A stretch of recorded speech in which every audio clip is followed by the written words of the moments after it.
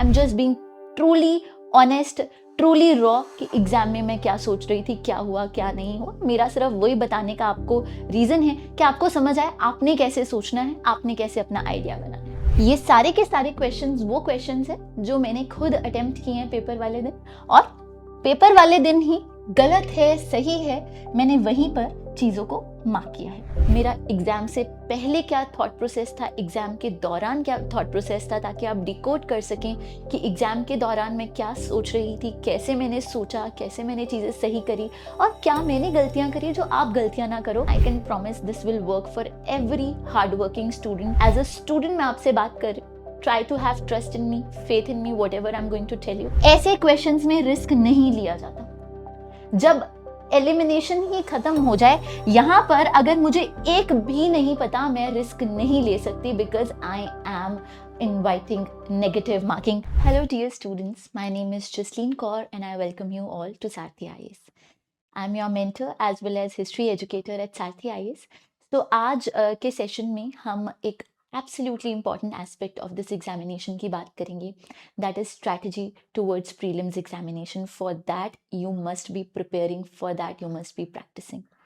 सबसे पहले जो हमारा प्रीवियस जो मैंने आपके लिए एक वीडियो डाली थी अबाउट वन मेजर ब्रह्मास्त्र of this examination, that is memory. मैंने आपको बताया था that memory is extremely important if you want to do wonders in this examination. आज हम दूसरे मोस्ट इंपॉर्टेंट एस्पेक्ट की बात करेंगे, दैट इज स्ट्रैटेजी। ये स्ट्रैटेजी वर्ड आपने बहुत टॉपर्स, बहुत एजुकेटर्स सबके मुंह से सुना होगा, लेकिन एक स्टूडेंट को कभी समझ में नहीं आता ये स्ट्रैटेजी है क्या। इनफैक्ट मुझे भी अपने पहले अटेम्प्ट में नहीं पता था स्ट्रैटेजी क्या है, सुना तो था, लेकिन अटेम्प्ट देने के बाद, उसको फेल करने के बाद समझ में आया स्ट्रैटेजी क्या होती है। तो आज मैं अपने experience of 2025 prelims as well as 2023 and 22 and 21 जो मैंने प्रीलिम्स दिए, ये सारे के सारे प्रीलिम्स का जो भी एक्सपीरियंस और एलेक्सियर है वो आज आपके सामने प्रेजेंट करूंगी, क्योंकि स्ट्रैटेजी ऐसी चीज़ है जिसने मुझे भी तंग किया। आई एम श्योर ये चीज़ बच्चे एक बार या दो बार एग्जाम फेल कर कर समझते हैं, और कई बार तो कई अटेम्प्ट देकर भी नहीं समझते हैं, लेकिन हम उसी चीज़ के बारे में, एस्पेक्ट के बारे में बात करेंगे। क्या मेरा मेथड ऑफ इंस्ट्रक्शन होगा आज, तो थोड़ा सा डिफरेंट करेंगे।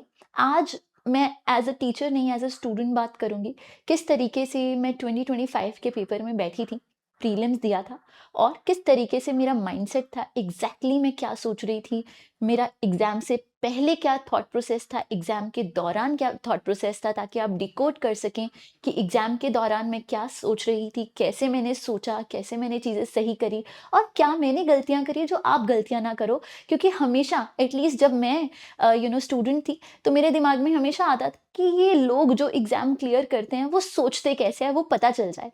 तो आज from my experience, I have clear 3 prelims, तो मैं आपको बताऊंगी कि मैंने एग्जाम में सोचा कैसे, क्या चीज़ें मेरे लिए वर्क करी, क्या चीज़ें मेरे लिए वर्क नहीं करी। उससे पहले, before we even begin talking about it, मैं 2 चीज़ें आपसे क्लियर कर देना चाहती हूँ। पहले तो प्री एग्जाम प्रिपरेशन, इसमें क्या करना है ये आप सब जानते हैं, और मैं कई दफ़े आप सबको बता चुकी हूँ। प्री एग्जाम में revision of very important authentic sources such as your class notes and some basic NCERTs for subjects especially like geography and history. ये कुछ आपके authentic sources हैं, limited sources. Second, pre exam में हम क्या करते हैं, प्री एग्जाम टाइम पीरियड में हम करते हैं प्रैक्टिस। बट प्रैक्टिस हम किस चीज़ की करते हैं, सेक्शनल टेस्ट। आज हिस्ट्री के 10 चैप्टर पढ़े तो हिस्ट्री का टेस्ट लगा दिया, ज्योग्राफी के 5 चैप्टर पढ़े तो उन्हें 5 चैप्टर्स का टेस्ट लगा दिया। ये सिर्फ एक रिवीजन का और एक्टिव रिकॉल का मेथड है।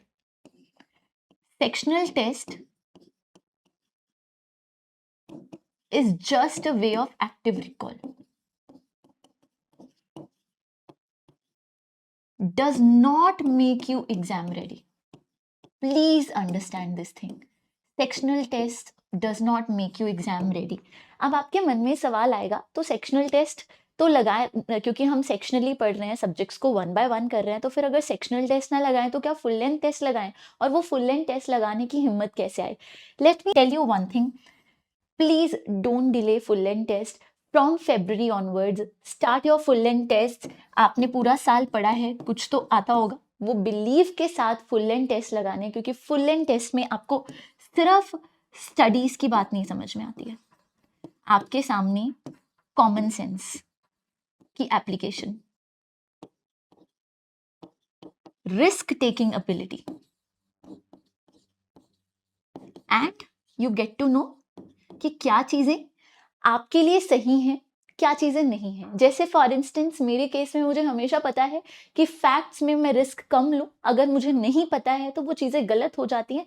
पता कैसे चला? सेक्शनल टेस्ट लेकर नहीं पता चलता है, फुल लेंथ टेस्ट लेकर चलता है। तो ये दोनों चीजें, revision and practice, actually helps us being exam ready, because ये फुल लेंथ टेस्ट ही हमें स्ट्रैटेजी में हेल्प करते हैं।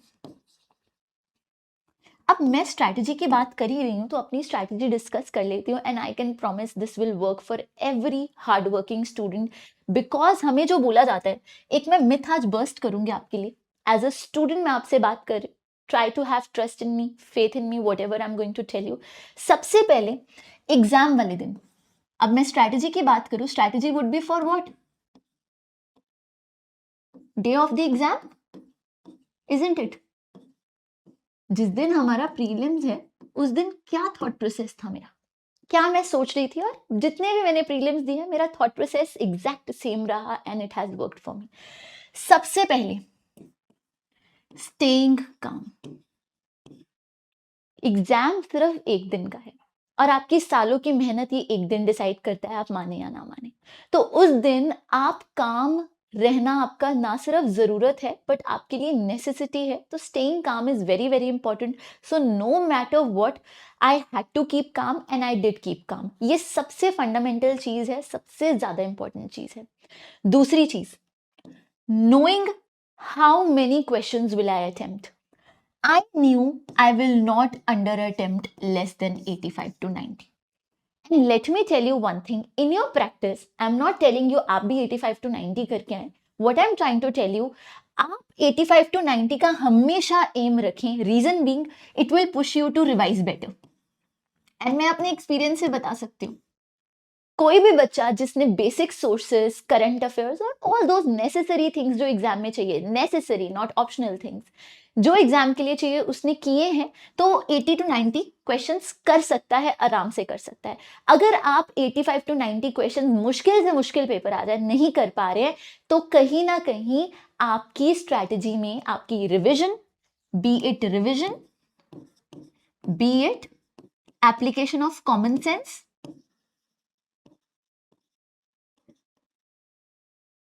इसमें कुछ ना कुछ कमी है। तो 85 टू 90 क्वेश्चंस के बीच में अगर आप अटेम्प्ट नहीं कर पा रहे हैं तो आपको दो चीजें दिमाग में रखनी है हमेशा कि how do I revise better, किस तरीके से चीजें मैं कर सकता हूं, do I look at the PYQs to predict what can come further, और more importantly can I apply common sense and take some risk and practice taking common sense, practising common sense while solving questions. ये आपको समझ में आएगा। Common sensical questions बहुत होते हैं तो उससे चीजें इंप्रूव होती हैं। सो दो चीजें मेरे माइंड में क्लियर थी जब प्रीलिम्स का पेपर मिलता है और उससे पहले आप 10 मिनट जब डेस्क पे बैठे होते हो, was telling myself Jasleen you have to keep calm. Secondly 85 to 90 questions attempt करने हैं, not that I will force myself to attempt, I had prepared कि मैं इतने अटेम्प्ट कर पाऊं through revision, through looking at PYQs, through practice, through applying common sense. Third, capitalize on static portion. Static is the kingmaker.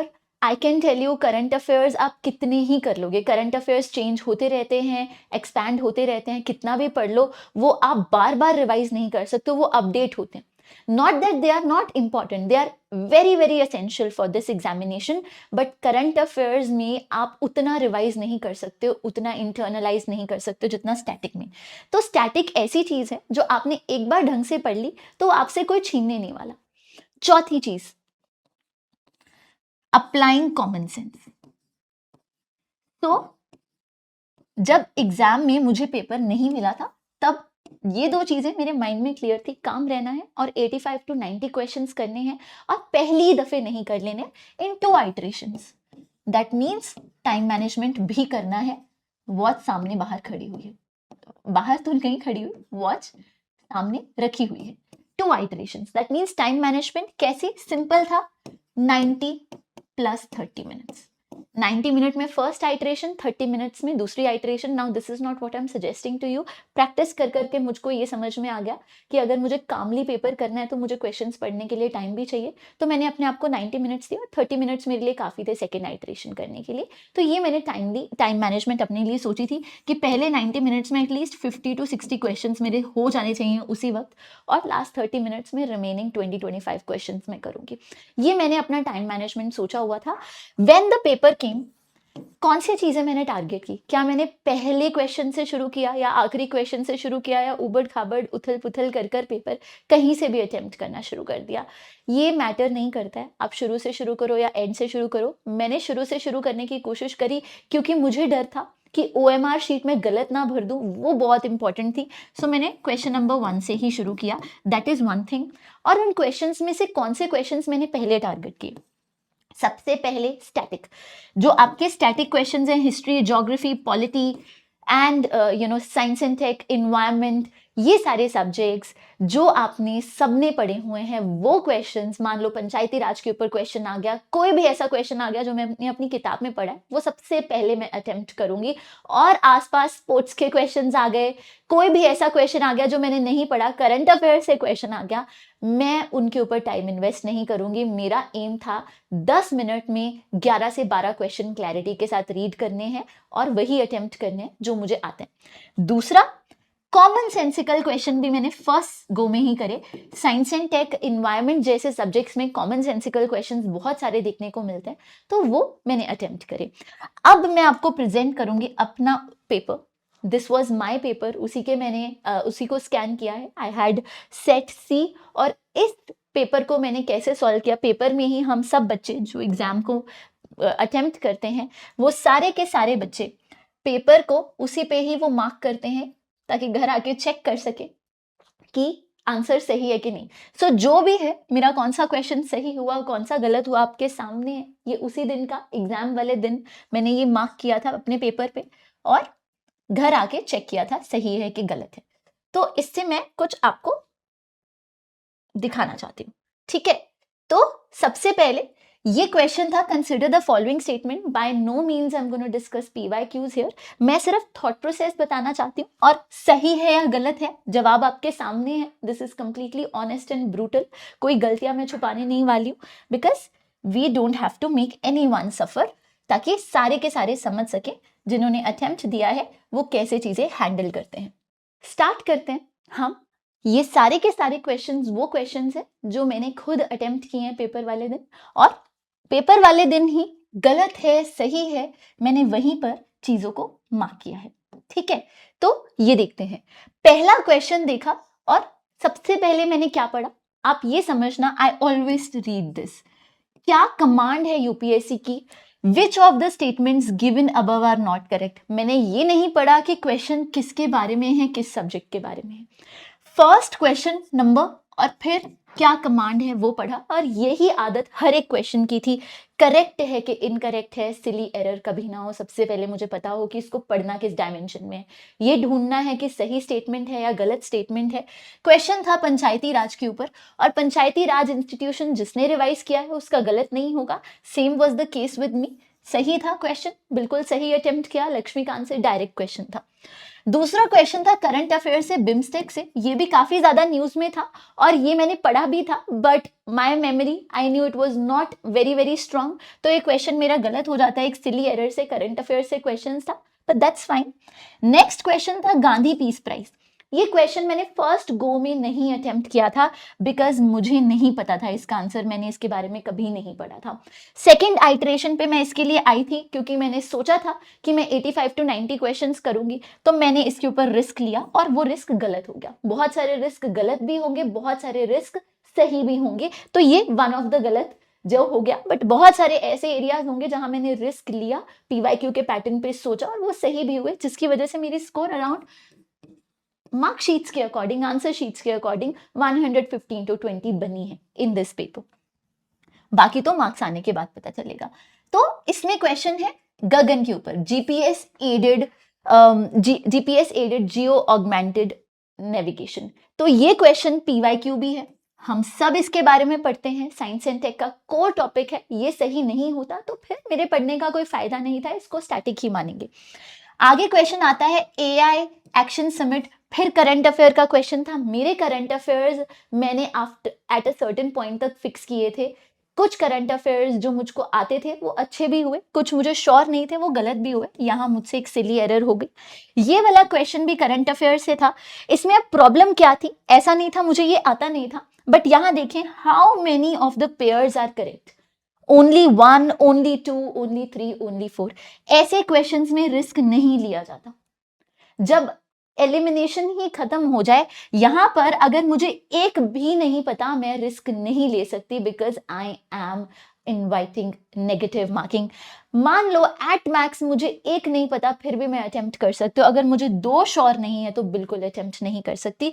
तो ये मैंने attempt नहीं किया था क्योंकि मुझे श्योर नहीं था 2 ऑप्शंस के बारे में। तो याद रखिएगा जहां एलिमिनेशन का ऑप्शन नहीं है, how many of the statements are correct, जहां पे आपको एग्जैक्ट नंबर पता होना चाहिए, वहां पर मैं कोई रिस्क नहीं लूंगी। ऑन दी अदर हैंड ये गांधी पीस प्राइज पे रिस्क इसलिए लिया क्योंकि यहाँ पे एलिमिनेशन पॉसिबल था। ठीक है, उसके अलावा टॉपिक्स ही पढ़ेंगे। यहाँ पर फिर से ब्रिक्स का क्वेश्चन आया, क्लियरली इट शोज मेरी IR वीक थी उस साल, इस 2025 में। तो ये भी क्वेश्चन गलत हो गया, नॉट दैट मैंने पढ़ा नहीं था, बट मैंने इसको सेकेंड आइटरेशन में ही किया, पहली आइटरेशन में नहीं किया।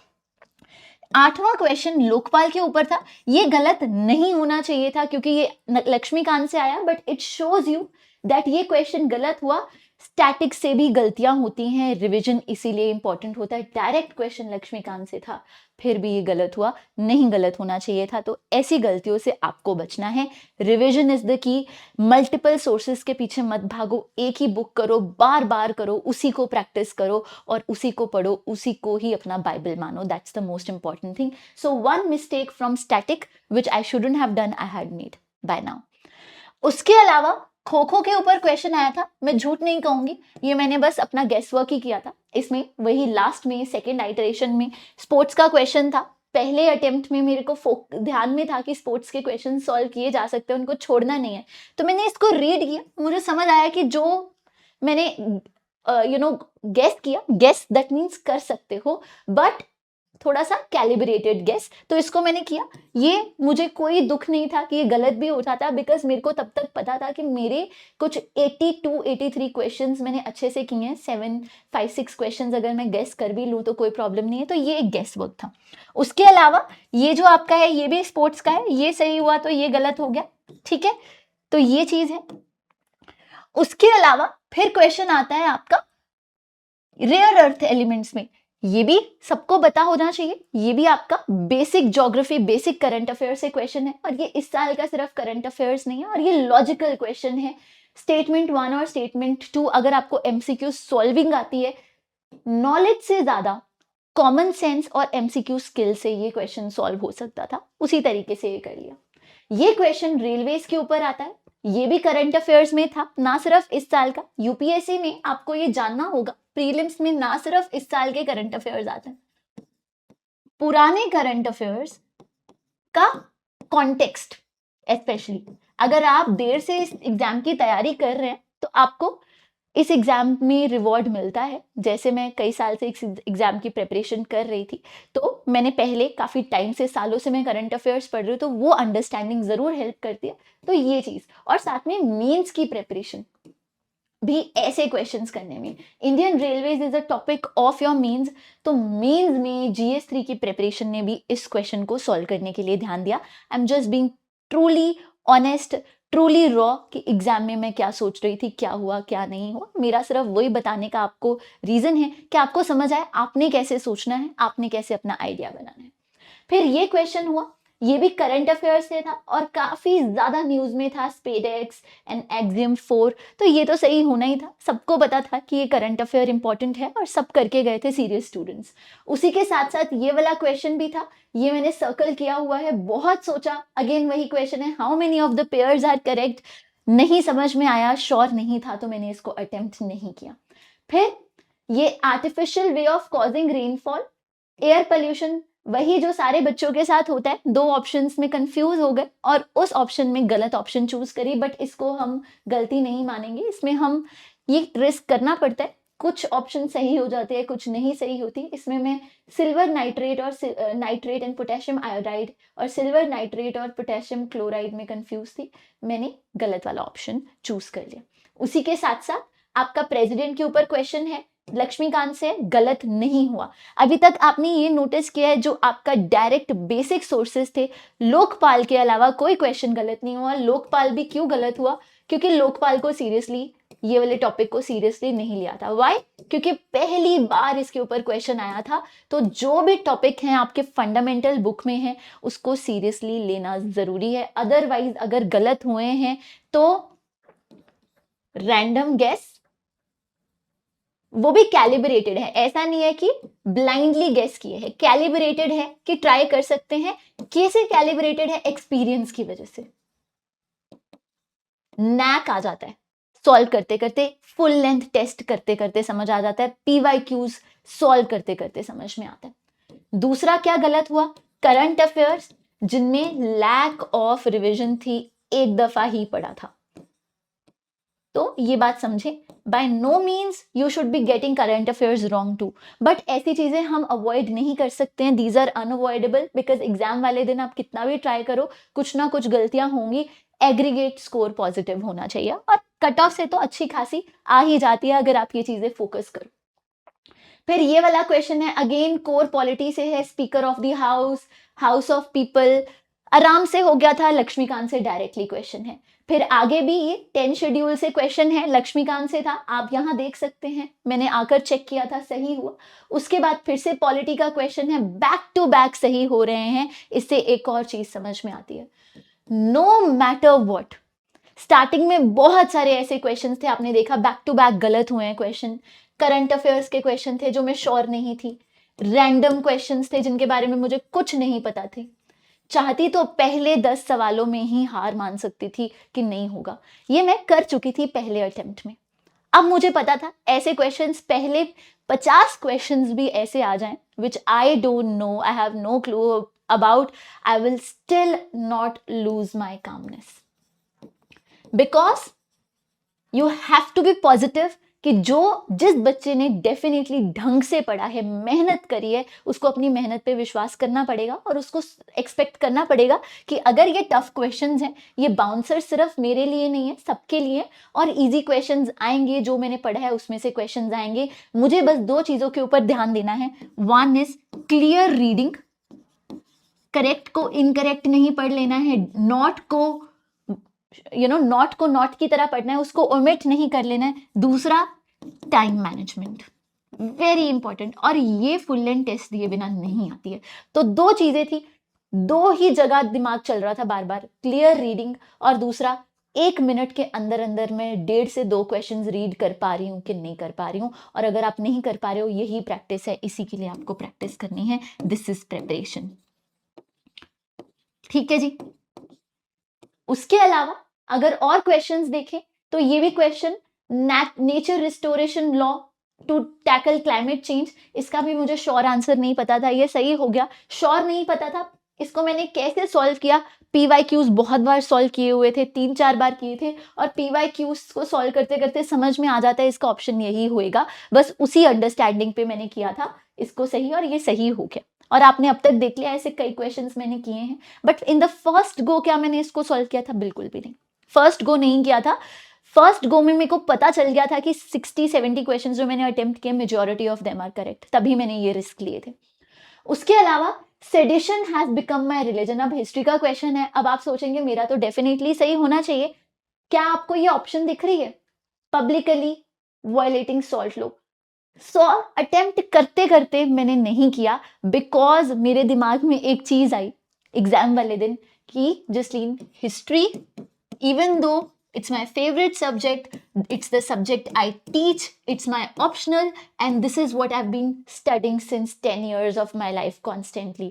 Still अटेम्प्ट दे देकर, टेस्ट दे देकर एक चीज मुझको समझ में आ गई थी, ज्यादा फैक्चुअल क्वेश्चंस फ्रॉम हिस्ट्री मैं अटेम्प्ट नहीं करूंगी अगर मुझे श्योर नहीं है, क्योंकि बात हमेशा वही होती थी, 2 ऑप्शंस तक मैं पहुंच जाती थी और हमेशा गलत ऑप्शन चूज करती थी। यही कारण था हिस्ट्री के क्वेश्चंस में मैंने पहले अटेम्प्ट में यही किया था, और बहुत सारे ऐसे questions lack of revision, factual errors 2 options में चूज कर मैंने गलत कर दिया। तो वही डर था, उस डर की वजह से इसको अटेम्प्ट नहीं किया। But in the hindsight I think कि ये क्वेश्चन फैक्चुअल नहीं था, ये क्वेश्चन कंसेप्चुअल था। कंसेप्चुअल क्वेश्चन में लॉजिकली सोचने में कोई हर्ज नहीं है। तो ये मेरा पर्सनल बायस था कि मैंने इसके हाथों सफर किया हुआ है, तो मैं इसको अटेम्प्ट नहीं करूंगी। बट सही आंसर तक पहुंचते भी मैंने अटेम्प्ट नहीं किया।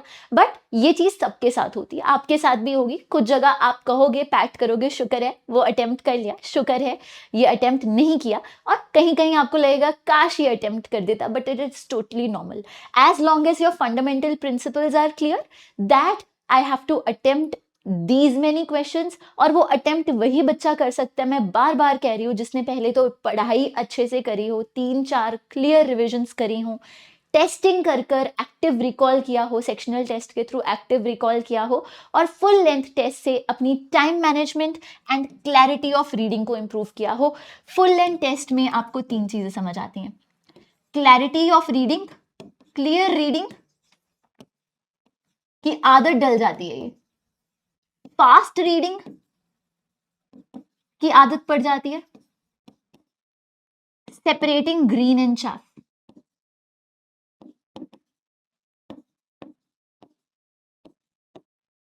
कि क्या चीज मुझे अभी अटेम्प्ट करनी है, what to avoid and what to circle for later reference. तो ये चीजें हमको पता चल जाती है फुल लेंथ टेस्ट। और फोर्थ, आदत पड़ जाती है टू अप्लाई कॉमन सेंस, जो फुल सेक्शनल टेस्ट से नहीं आती है।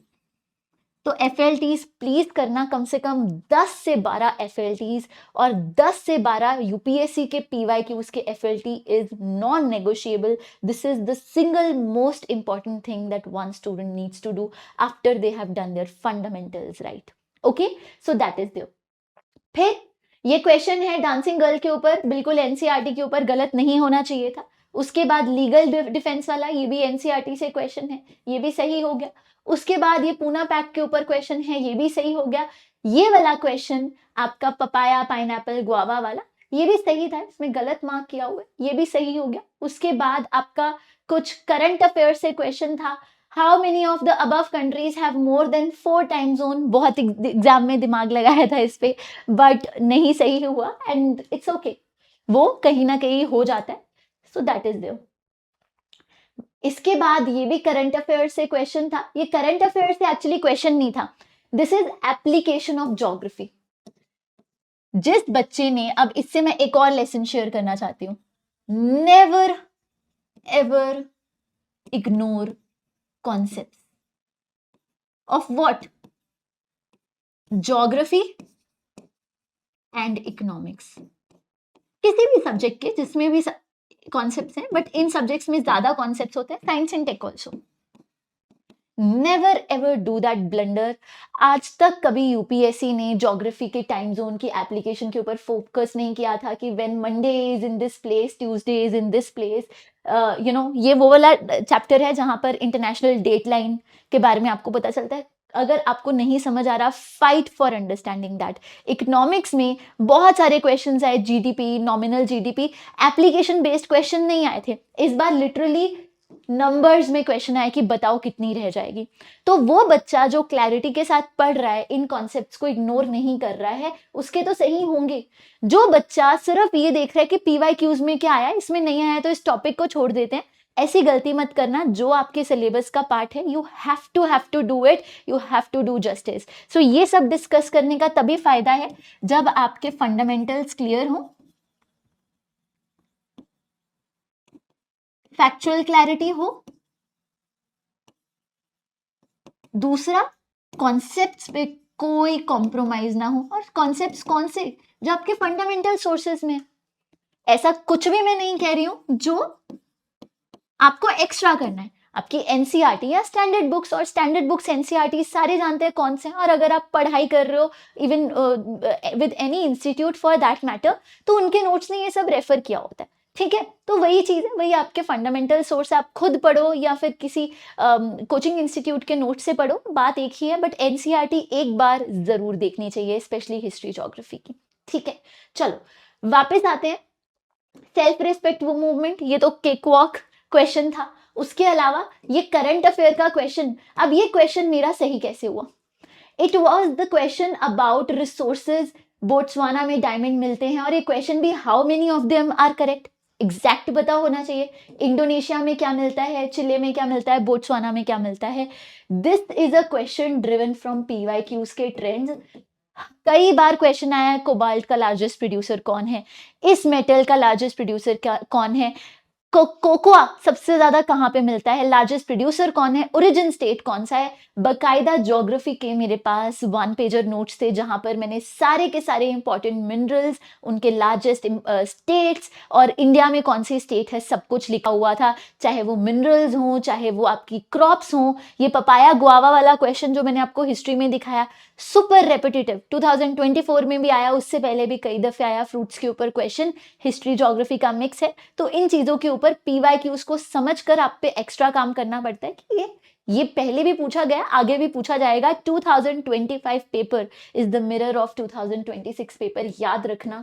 ये पेपर को आप घोट कर पी जाओ, इसके ट्रेंड समझना और उसी हिसाब से बाकी चीजें भी करना। Not being limited to this, your 2 things should be clear. Fundamentals के फैक्चुअल और कॉन्सेप्चुअल क्लैरिटी पे कॉम्प्रोमाइज नहीं करना, and within these things, these are very important. Without compromising on anything from this, give more importance to what PYQs are saying.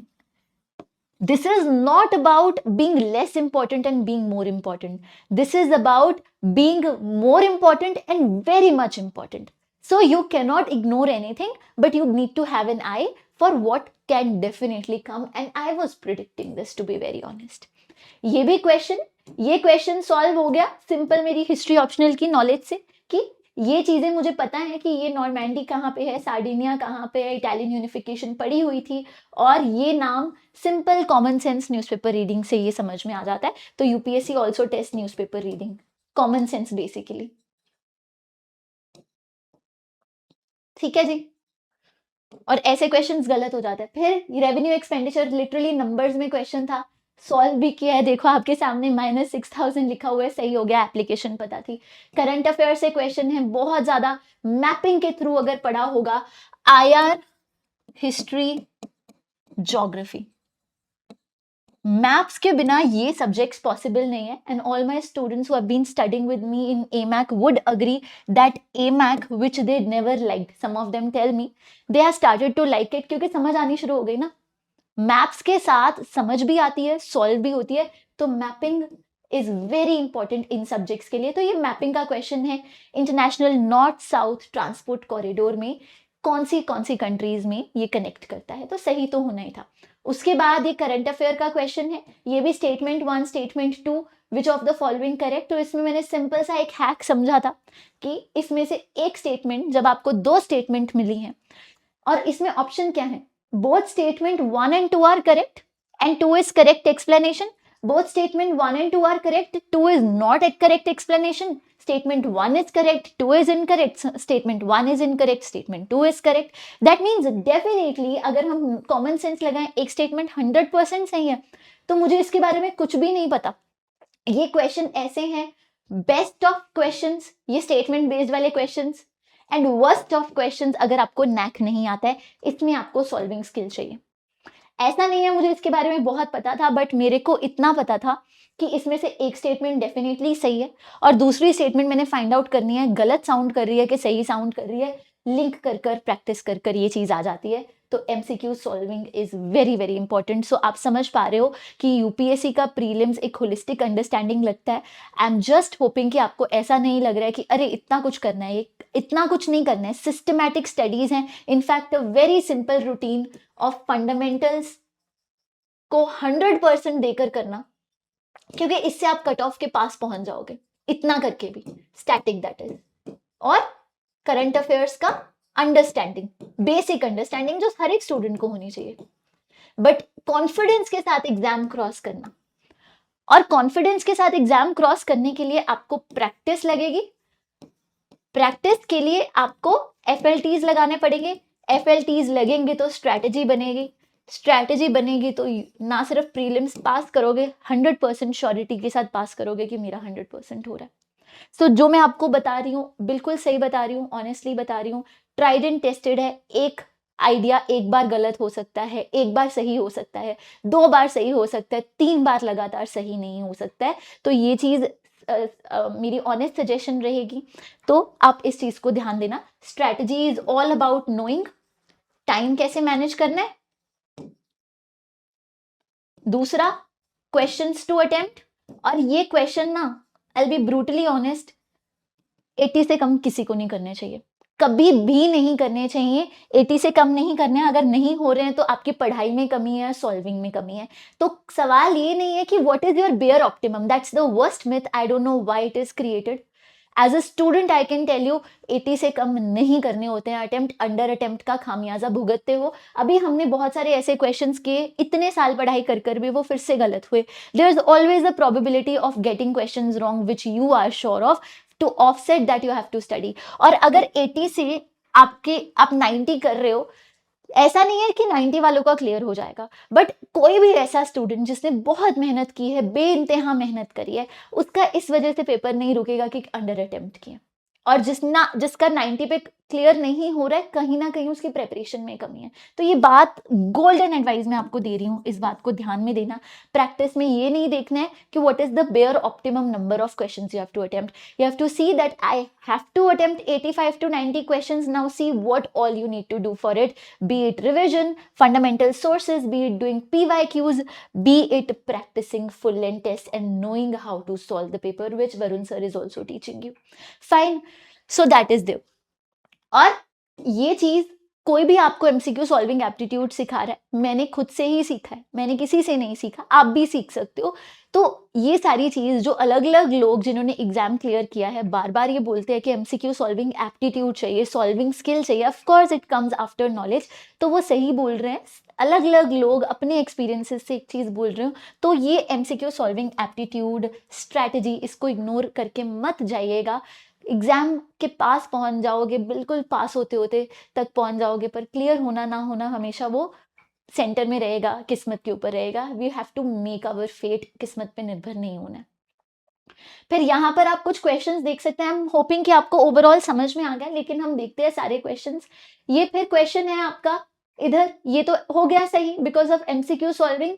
ये core geography का question है, बिल्कुल ये भी एप्लीकेशन बेस्ड क्वेश्चन है, एनवायरमेंट ज्योग्राफी का। उसके अलावा ये भी इकोनॉमिक्स का क्वेश्चन है, एप्लीकेशन बेस्ड क्वेश्चन है, आता था तो कर लिया, सीखी थी इकोनॉमिक्स तो। उसके अलावा आपका 15th फाइनेंस कमीशन की recommendation, pure learning of fundamentals. Finance commission पे 2023 में भी क्वेश्चन आया था, 2025 में भी आया।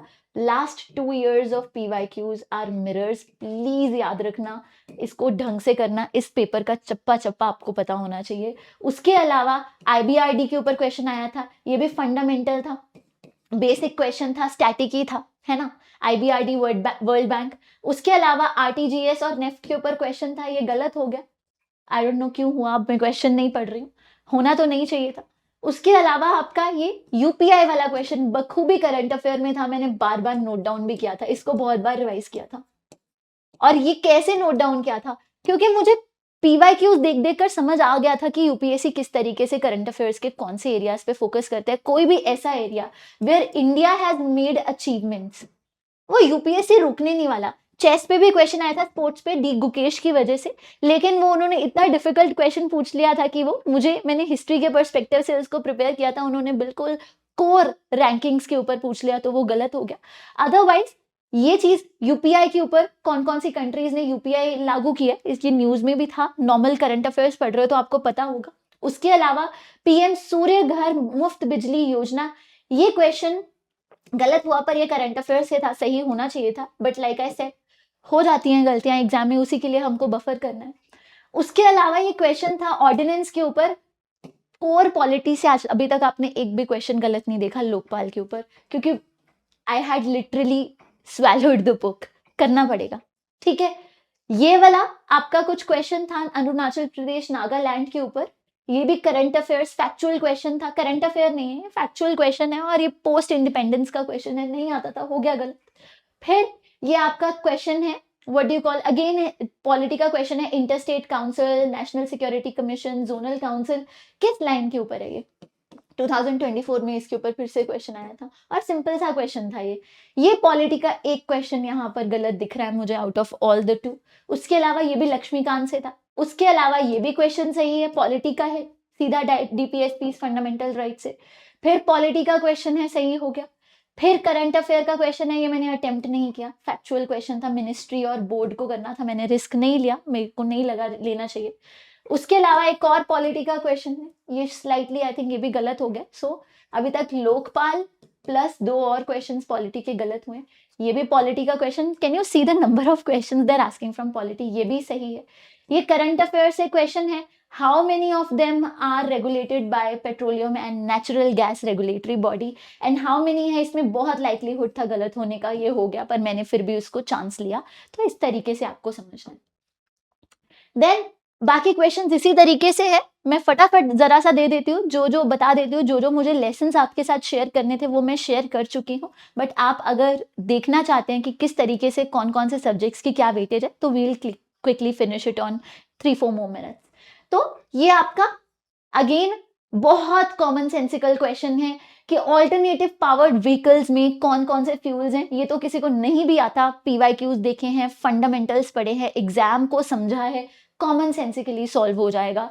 ये भी क्वेश्चन यूएवीज ये क्यों आया है, प्रिडिक्टेबल क्वेश्चन था, operation Sindoor and all that happened during that time. इसके बाद ये वाला क्वेश्चन है, बिल्कुल कोर साइंस का क्वेश्चन है, ये गलत होना ही था, फिर भी अटेम्प्ट किया। Win context of electric vehicles consider the following statement, cobalt, graphite, lithium, निकल। इसमें graphite I think in the hindsight नहीं था, खैर वहां पे मैंने ये गेस किया था, blind guess, I will be honest. और ब्लाइंड गेस आप अवॉइड नहीं कर सकते हो, कुछ ऐसे क्वेश्चंस हैं कि मन करता है कि कर ले, हो जाएंगे सही, पर वो गलत हो जाता है, बट इसको कंट्रोल में लाना बहुत जरूरी है, ठीक है। ये भी common sensical, how many of them contain plastic, anyone, cigarette butts, eye glass, car tyres, this is very very common sensical. So environment and science and tech में कॉमन सेंसिकल क्वेश्चंस आते हैं, but one thing I want to clear, science and tech में UPSC को भी पता है बच्चे common sense लगाकर ऑल ऑफ द वर्क करते हैं। जब भी टेक्नोलॉजी बेस्ड क्वेश्चंस आए, you have to be very very particular, AI की application and all of that, current state of development, तो all of the above is not the answer. तो यहाँ common sensical ये तो चीजें हैं जिनके में अंदर हो सकता है, तो वो चीजें आपको समझनी पड़ेंगी थोड़ी सी। फिर ये क्वेश्चन है अगेन कोल गैसिफिकेशन के ऊपर, ठीक है, ये भी मैंने ब्लाइंड गेस किया था, ठीक है, बहुत लॉजिकली गेस किया था, एक्चुअली ब्लाइंड लॉजिक जिसे कहते हैं वो करने की कोशिश करी थी। फिर कुछ ऐसे है, ये भी 2 ऑप्शंस में कंफ्यूज होकर, पता था सही ऑप्शन बट गलत चूज कर दी, इसमें भी। उसके बाद आपका अगेन ये सारे साइंस एंड टेक और एनवायरमेंट के क्वेश्चंस हैं, ये भी सही हो गया, डीप लर्निंग, एआई समझा था, क्लैरिटी थी, ये गलत हो गया साइंस एंड टेक का। ये सही हो गया वायरसेस वाला, रीजन बीइंग कॉन्सेप्चुअल क्लैरिटी थी। ये वायरस बैक्टीरिया को ये यूपीएससी वाले तब तक नहीं, तब से छोड़ नहीं रहे हैं जब से कोविड आया है, तो ये तो पता था कि ये इस पे गलती नहीं होनी चाहिए, that's the power of doing PYQs. इसके अलावा कुछ फिर एक्टिवेटेड कार्बन है, ये सही, ये गलत हो गया, ये भी ठीक है, कोई बात नहीं। आगे और कुछ क्वेश्चन एक आधा गलत हुआ है, कुछ सही भी हुआ है। COP28 करंट अफेयर्स का था, ऐसे मेजर इवेंट्स हैं तो इसको गलत करके आओगे तो गलत है ही। उसके साथ साथ सोलर फ्लेयर्स के ऊपर क्वेश्चन है, ये काफी कंटेम्प्रेरी अफेयर से था, काफी टाइम से न्यूज में है। कोर ज्योग्राफी का क्वेश्चन है, तो सही हो गया। सो मेरा कहने का ये मतलब नहीं है कि मेरे सारे क्वेश्चन सही होंगे या आपके सारे क्वेश्चन सही होंगे, but getting good enough marks 110 plus consistently and all, you need to understand what all is required in this examination. It's not something which is rocket science. It is basic sources को trust करना, it is practicing your way out, creating your strategy, Understanding the non-negotiables. 2 for me were minimum number of questions. Second for me was time management. Third for me was staying calm no matter what, even though in my mind if I knew I was failing. 2023 का pre हर एक बच्चे के लिए बहुत heavy था, बहुत मुश्किल था, मेरे लिए भी बहुत मुश्किल था. बट मेरा पहला अटेम्प्ट में जब मैंने फेल किया था, I was very very disturbed that time. और वो एक ही कारण है जिसको मैं अभी भी मानती हूँ कि मेरा पेपर क्लियर नहीं हुआ, और दूसरा मैंने enough number of questions attempt नहीं करे. बट 2022 में मैंने काम रहकर तैयारी करी, और 2023 में first 50 questions were a disaster. But later on वही कामनेस कि आएंगे क्वेश्चंस, वो इंतजार कि अब आएंगे अब आएंगे, और I not only just clear it but also got one of the highest marks. So my point is not to tell you कि मेरे कितने मार्क्स आए. My point is only to tell you that prelims can be conquered. It is a objective exam. Please understand. जो चीज objective है उसका code crack करना is not rocket science. Not rocket science at all. Why we are failing it? Solely because we are not doing something right. It is no one's fault why we are not clearing prelims but our own selves. Please understand, the moment you actually hold yourself accountable and you take ownership of your exam, be it prelims, mains, interview, whatsoever, you will proceed, you will move further. That I can tell you from my experience that I have over the years.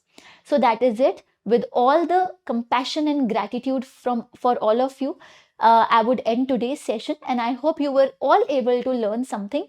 I want to just say one thing. Solve for now. एक बार 2025 और 24 का paper आने वाले कुछ दिनों में जरूर एक बार सॉल्व करना ओपनली, ठीक है? और देखना कि आप कैसे सोच रहे हो, कैसे चीज़ों को डील कर रहे हो, just for the knack. So that is what I would suggest, and on this note I would end the session. I wish you all the very best, and I will see you next time. Thank you so much. Bye bye.